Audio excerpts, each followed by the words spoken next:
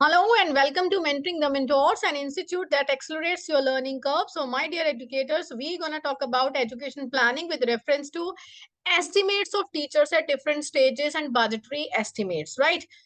Enrolment projection की हमने बात की, एनरोलमेंट प्रोजेक्शन के मेथड्स की बात की, तो जो एजुकेशन की प्लानिंग है वो एनरोलमेंट प्रोजेक्शन के बेसिस पर कैसे होती है। और अभी हम बात कर रहे हैं कि एजुकेशन की प्लानिंग टीचर्स की अवेलेबिलिटी एट डिफरेंट स्टेजेस, उसके अकॉर्डिंगली हम किस तरीके से एजुकेशन की प्लानिंग करते हैं और पॉलिसी मेकिंग होता है।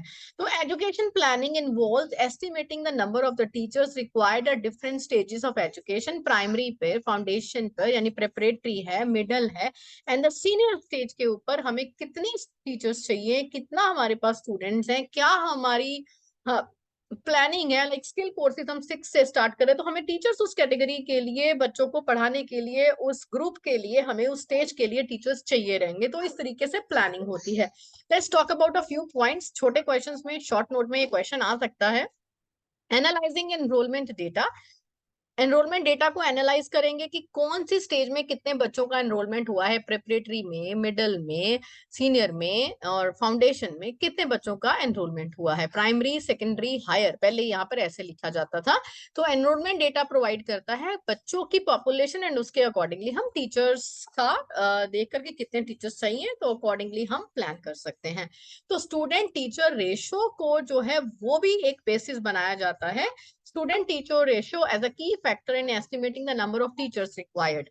कि एक नॉर्मल सीबीएसई स्कूल में हम कहते हैं कि 40 बच्चे होते हैं, 40 स्टूडेंट्स के ऊपर एक टीचर। और बहुत सारे ऐसे स्कूल्स हैं आजकल, क्या है कि स्टूडेंट टीचर रेशियो कितना हो गया, 20 to 25:1, right? Means that there are 25 students per teacher. However, this ratio can vary based on the factors की ग्रेड लेवल पर छोटे बच्चों के लिए कितने टीचर चाहिए, बड़े बच्चों में लेक्चर मेथड हो रहा है ज्यादातर, यहाँ डेमोन्स्ट्रेशन हो रहा है तो वहां पर ज्यादा बड़ी क्लास है तो भी वो समझ पाते हैं, बट छोटे बच्चों को हैंड होल्डिंग, स्कैफोल्डिंग अलग से चाहिए होता है तो रेशियो थोड़ा सा कम होना चाहिए।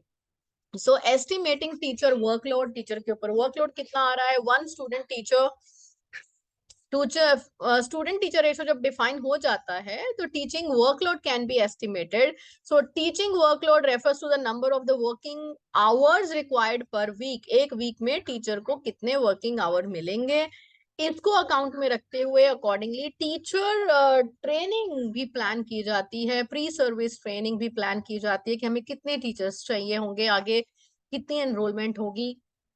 तो all this things are being considered.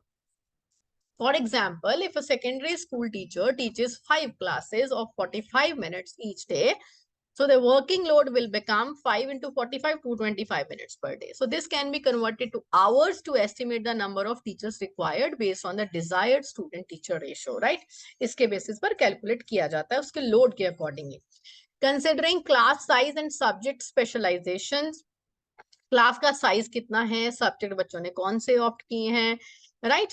And for instance, if a secondary school has an enrollment of 500 students and offer multiple subject, वहां पर ऑफर होते हैं teachers with the appropriate subject specialization need to be estimated कि एक particular subject को पढ़ाने के लिए स्पेशलाइज्ड टीचर कितने चाहिए, टीचर स्टूडेंट रेशो कितना होगा। तो इन सब बेसिस पर जो है वो प्लानिंग की जाती है, right? So in next video we shall talk about federal framework also. Stay tuned to Mentoring the Mentors. Have a nice day.